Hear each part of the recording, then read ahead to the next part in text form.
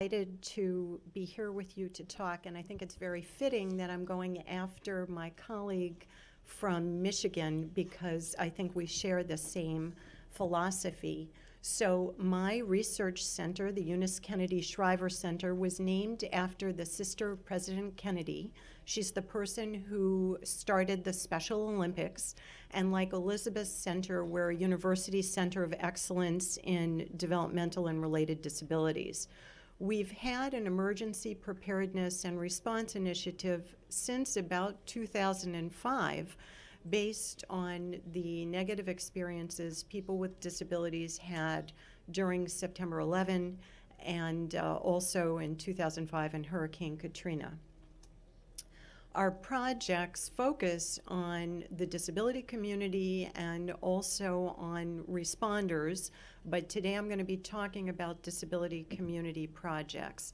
A little bit of background, you all may know we have a strong civil rights law, the Americans with Disabilities Act, and that law gives people with disabilities equal access to emergency services, and it says that those services have to be delivered in the most integrated setting. And so that means for most people with disabilities, they should be going to a general population shelter.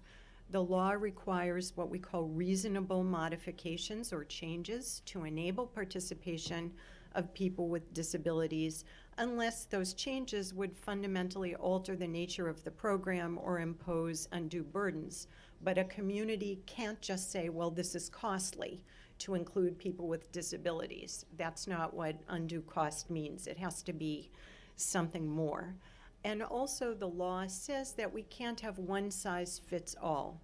That means that we can't have one way to give emergency services to people with disabilities because services have to be a bit more individualized. So despite this really wonderful law, there are problems and gaps in implementation. Some of the issues have been inaccessible emergency warnings and alerts, people with disabilities being abandoned during evacuation, inaccessible emergency services, refused emergency services that happened to my own family, and separation from vital supports. This is the real puzzler to me because if my daughter is separated from her adaptive equipment or from her parents or from a caregiver and she's in a shelter, that's going to mean a lot more work for shelter personnel. And when I train responders and shelter personnel, I point that out. You want to keep people together with their equipment. It's not just the law, it's going to make your life easier. Some of the negative results have included lost access to health care and social services, medical conditions worsening, new medical conditions being developed, and no surprise, the really big one, lost independence. So all of our projects, either on the responder side or the disability community side, are meant to address these gaps. And though I should say the situation for people with disabilities and emergencies is improving, in fact, somewhat dramatically in the states, there are still issues to be addressed. So one type of training we have is a training for self-advocates. And we use that term to mean young adults and adults with intellectual disabilities who speak for themselves and make their own decisions. We developed this training in collaboration with a self-advocate, and he's our trainer. And he goes out to train different groups. The focus of the training is on the likely experiences. So what's going to happen in a power outage? We have those a lot in my state during storms. What will it look like? And what key steps should people with intellectual disabilities take? He's also developed some related resources, and he's trained over 1,000 people in Massachusetts, Rhode Island, and Delaware, and he's about to move forward with 4 states and train them by webinar, via GoToMeeting. Much like my colleagues' trainings, we have pictures and limited text in these trainings because of the reading level of our audience. And this is a screenshot from one of the self-advocates trainings. He asked the question, how do cities, towns, and counties share information about emergencies and disasters? And the participants can respond by looking at the pictures and talking to him about the pictures. We also have a parent education training, and much of those materials are on our website. Again, developed in collaboration with parents and responders, addressing the needs both thought should be addressed. And the focus is on what-if thinking and planning and sharing need-to-know information. What-if thinking and planning is, for example, suppose my child uses a power wheelchair. Suppose I can't power the battery during an emergency. What's my plan? Need-to-know information is information that a responder or a neighbor would need to know to help my child if my child couldn't speak for themselves or if I wasn't there. Our evaluation was positive and showed significant knowledge gains and high satisfaction, and the training is being translated into Japanese for dissemination to parents of children with disabilities in Japan. This is one of a slide of one of the parts of the emergency template that we created. Again, it's available on our website, and I'll give you the link at the end. And you'll notice there's a part in yellow. That's to draw the eye. A parent came up with this. She wanted the responder or the neighbor to look immediately at the information in yellow, the most critical information to know about the child. And in the training, we go over our emergency plan template and we talk about how to fill in this form and the other forms, and we have a checklist that guides parents. We also have a kind of program that I would call training by doing.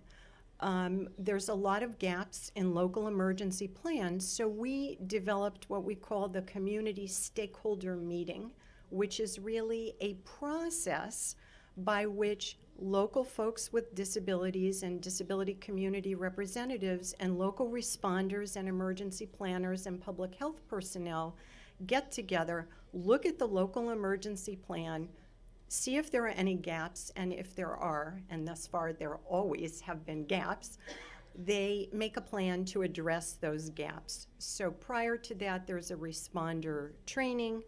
The CSM, as we call it, is a 3-hour in-person meeting, again developed with strong stakeholder collaboration, and it was piloted by a group of folks with disabilities and responders.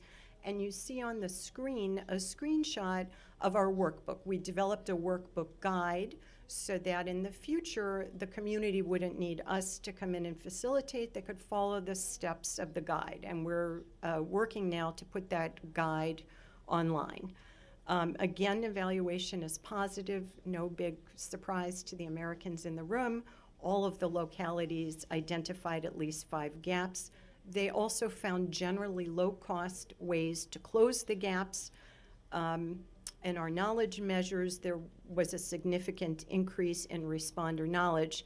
And a nice side benefit, although it was not the main goal of the project, 95% of disability community participants reported increased motivation to take additional preparedness steps just by participating in the meeting.